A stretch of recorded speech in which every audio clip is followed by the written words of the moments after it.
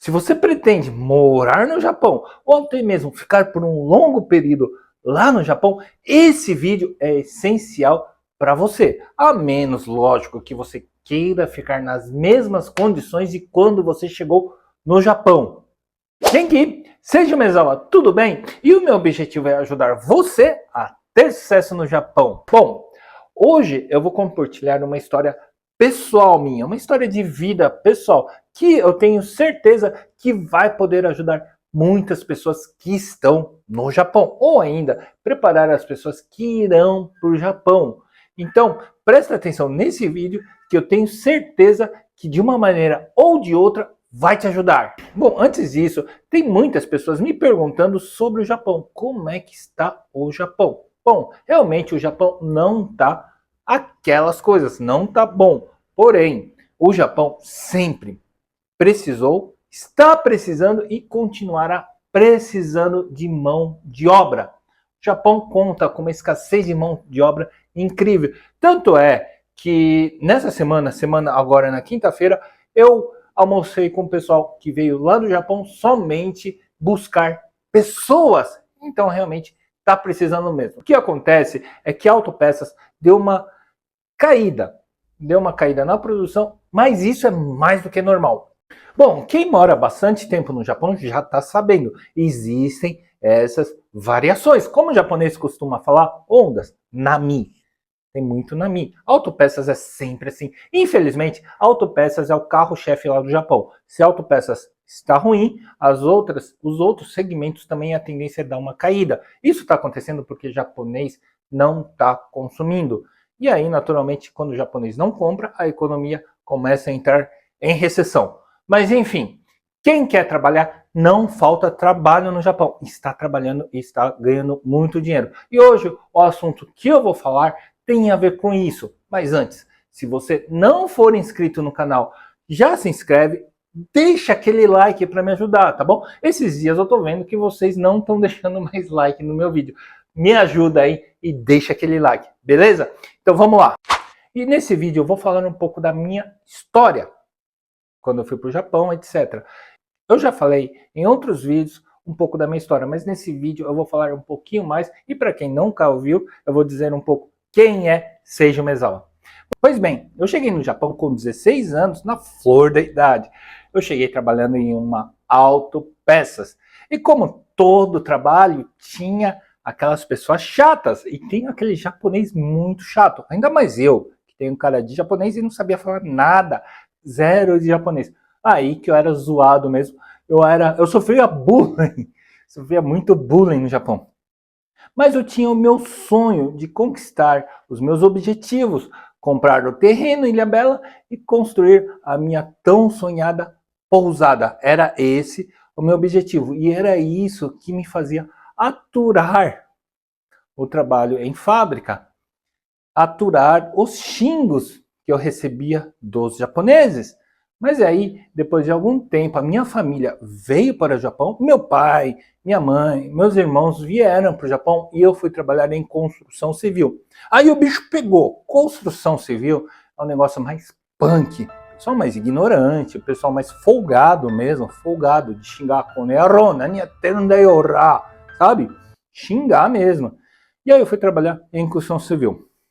Porém, quando eu comecei a trabalhar em construção civil, isso era um sentimento que eu carregava desde quando eu trabalhava em fábrica. Todos os dias, quando eu chegava para trabalhar, eu me perguntava: meu Deus, o que é que eu estou fazendo aqui? Era um serviço que eu não gostava, eu não me sentia bem trabalhando. Eu não gostava de maneira alguma em trabalhar naquilo. Aquilo não era para mim. Eu queria muito mais. E olha que o setor de construção civil no Japão paga muito bem, mas paga muito bem mesmo para brasileiros. Inclusive ganha mais do que japonês, dependendo da técnica. E eu estava trabalhando nesse ramo, mas eu não me sentia feliz. Embora a gente construiu uma empresa, uma empreiteira de eletricidade no Japão. Eu, meu pai, meus irmãos, mas eu não me sentia bem com esse tipo de trabalho. Não era o que eu realmente queria. Pois bem, eu saí dessa empresa e fui me aventurar. Eu comecei a trabalhar em Gotanda, trabalhando como programador. Trabalhei como programador web, programador PHP e comecei a mudar, querer sair daquela vida lá. Nesse momento eu já sabia falar o japonês aos trancos e barrancos. Eu nunca estudei no Japão, estudar em escola, essas coisas. Eu fiz um pouquinho de Kumon lá, mas foi só isso. Eu nunca cheguei a ir para escola no Japão.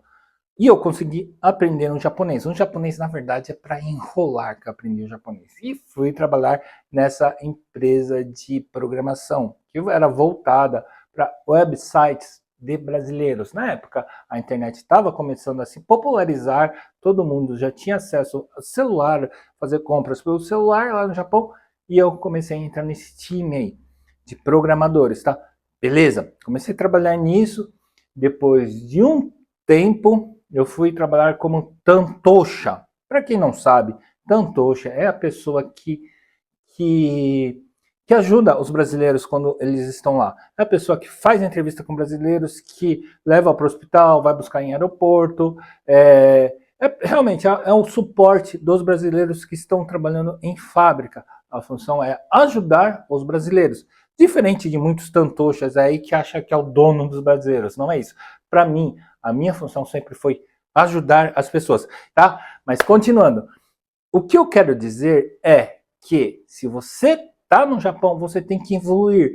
Eu digo não somente financeiramente, é lógico, financeiramente é sempre bom evoluir, mas não só financeiramente, você tem que evoluir no seu intelecto, aprender mais habilidades, sair da fábrica, sair da caixinha, porque até quando você quer continuar trabalhando em fábrica?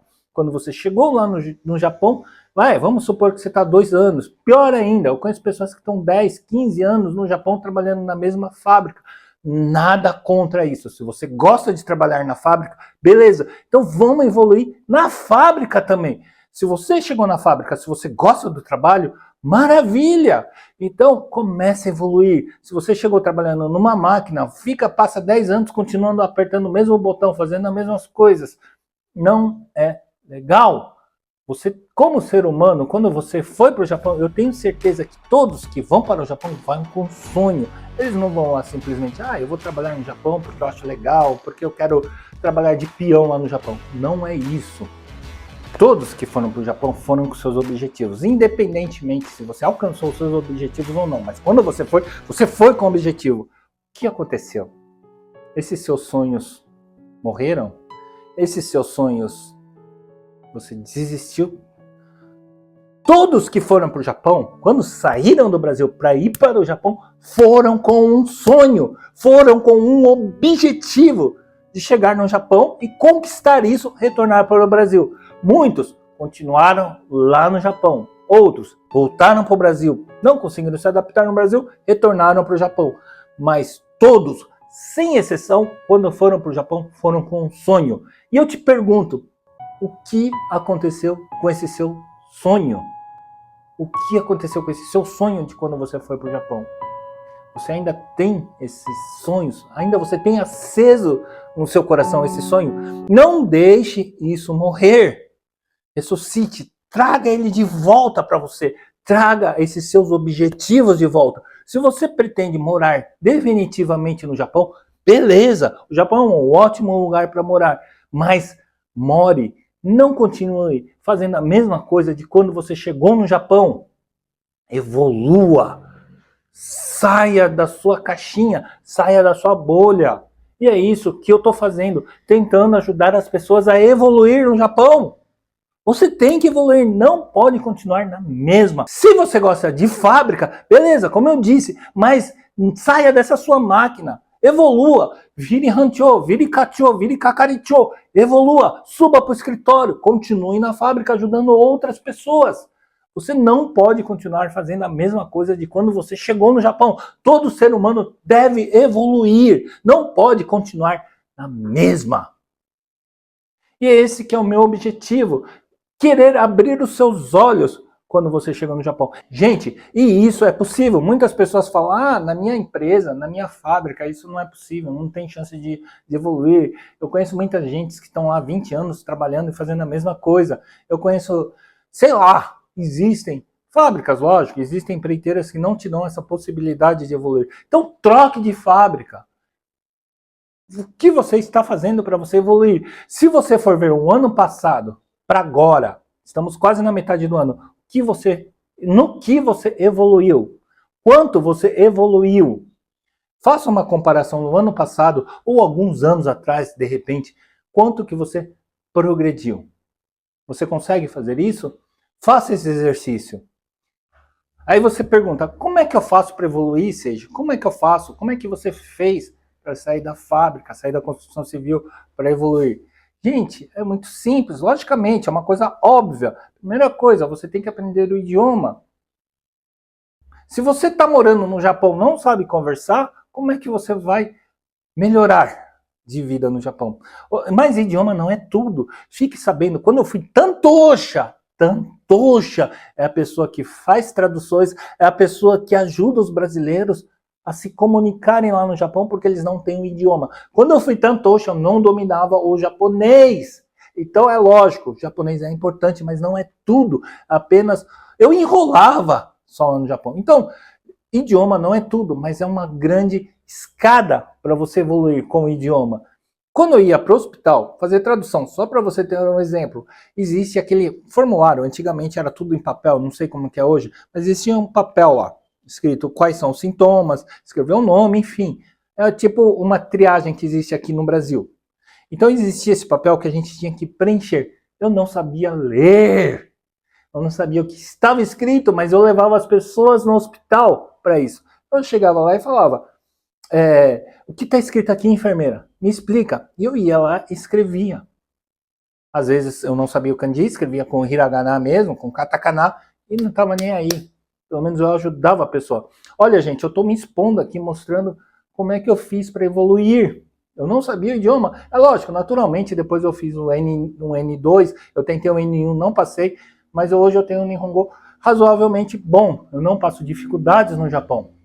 E assim que eu trabalhei de Tantoshi. Então, se você está esperando ter o japonês para começar a evoluir, você está muito enganado. Não é só o japonês. O idioma sim é importante, mas não é tudo. Você tem que ter proatividade. Você tem que ser proativo no seu trabalho. Entre outras coisas aqui, que se eu falar, o vídeo vai ficar muito extenso. Outra coisa, você tem que estar sempre atento, não somente no trabalho, mas na sua comunidade, onde você vive. Não saia dessa bolha de onde você vive somente com brasileiros. Saia dessa bolha, porque se você tiver com pessoas que não querem evoluir, você não evolui. Você tem que sair da bolha que você tá?